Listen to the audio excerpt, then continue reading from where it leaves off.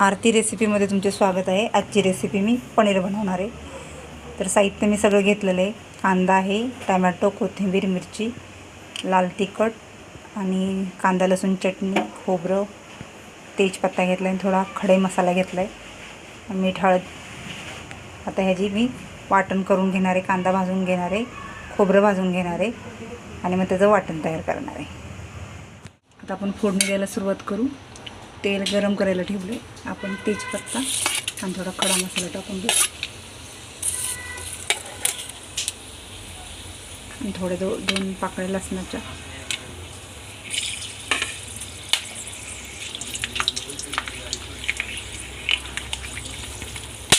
गरम चांगला भाजलेला आहे।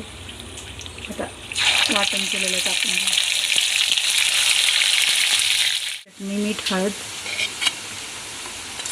टाकून घेऊ आणि मिरच्या पण टाकून घेऊ। थोड्या मिरच्या रेट काढलेले आहेत मिरच्यांना, हे छान भाजून घेऊ आणि थोडा पनीर मसालाही टाकून देऊ। 2 चमचे पनीर मसाला,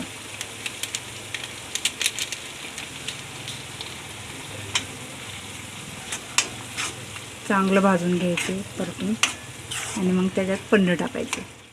आता आपण ह्यात पनीर टाकून घेतले आणि थोडंसं पाणी ओतणार आहे। नॉर्मल झालं, ज्यांना जसं हवं आहे तसं घेऊ शकता, पातळ किंवा सुक्कं।